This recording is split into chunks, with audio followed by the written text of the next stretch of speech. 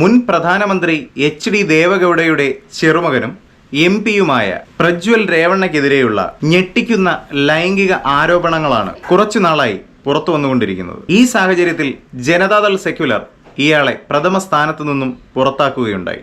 പ്രജ്വൽ സ്ത്രീകളെ ലൈംഗികമായി ഉപയോഗിക്കുന്നതിൻ്റെ 2976 വീഡിയോകളാണ് പുറത്തായത്. നേരത്തെയും പ്രജ്വലിനെതിരെ സമാന രീതിയിലുള്ള കുറ്റാരോപണങ്ങൾ ഉണ്ടായിട്ടുണ്ടെങ്കിലും പോലീസ് കേസ് രജിസ്റ്റർ ചെയ്തിരുന്നില്ല.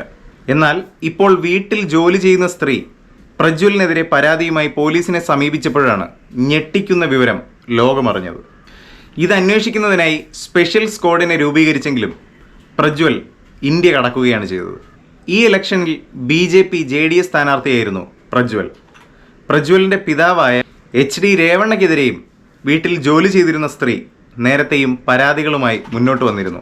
എന്നാൽ 3000-ഓളം വീഡിയോ ദൃശ്യങ്ങൾ പുറത്തു വരുന്ന ഈ ഒരു സാഹചര്യത്തിൽ പ്രജ്വലിനെ പിന്തുണയ്ക്കുന്നവർ പറയുന്നത് ഇതെല്ലാം മോർഫ് ചെയ്ത വീഡിയോ ദൃശ്യങ്ങളാണെന്നാണ്.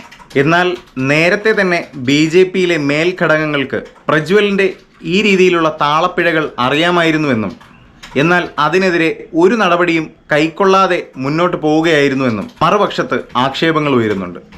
പ്രജ്വൽ രേവണ്ണയുടെ കാമകേളികളിൽ പെട്ടുപോയ സ്ത്രീകളുടെ പട്ടിക നീളുകയാണ്. വീട്ടുജോലിക്കായി എത്തിയ സ്ത്രീകൾ, അവരുടെ പെൺമക്കൾ, പല ആവശ്യങ്ങൾക്കായി ഇയാളെ സമീപിച്ച SI അടക്കമുള്ള വനിതാ സർക്കാർ ഉദ്യോഗസ്ഥർ, രാഷ്ട്രീയത്തിലെ സഹപ്രവർത്തകർ, സഹായികളുടെ ഭാര്യമാർ, അങ്ങനെ നീളുന്നു ലിസ്റ്റ്. തെരഞ്ഞെടുപ്പ് കഴിഞ്ഞ് മണിക്കൂറുകൾക്കകം തന്നെ ഇന്ത്യ വിട്ട പ്രജ്വലിനെ പക്ഷേ പാർട്ടി തുണച്ചില്ല. ഇത് പ്രജ്വലിൻ്റെ വ്യക്തിപരമായ കാര്യം മാത്രമാണെന്നും പാർട്ടിക്ക് ഇതിൽ യാതൊരുവിധ ഉത്തരവാദിത്വവും ഇല്ലെന്നാണ് പാർട്ടി പറഞ്ഞത്. ഈ ഒരു സാഹചര്യത്തിൽ ഇയാളുടെ വീഡിയോ ക്ലിപ്പുകൾ പുറത്തു വരാൻ കാരണക്കാരനായ വ്യക്തി ഇയാളുടെ പഴയ ഡ്രൈവറാണ് എന്ന് മനസ്സിലാക്കുകയുണ്ടായി. അയാൾ കുറ്റസമ്മതവും നടത്തുകയുണ്ടായി. പ്രജ്വലിൻ്റെ ഫോണിൽ നിന്നും എയർ ഡ്രോപ്പ് വഴി സെൻഡ് ചെയ്തെടുത്തതാണ് ഈ വീഡിയോകളെന്നും അദ്ദേഹം പോലീസിന് മൊഴി നൽകി. ഈ ഡ്രൈവറുമായി വഴക്കിട്ട് പിരിഞ്ഞതിന് ശേഷമാണ് അയാൾ ഈ വീഡിയോ പ്രചരിപ്പിച്ചതെന്നും വാർത്തകൾ വരുന്നു.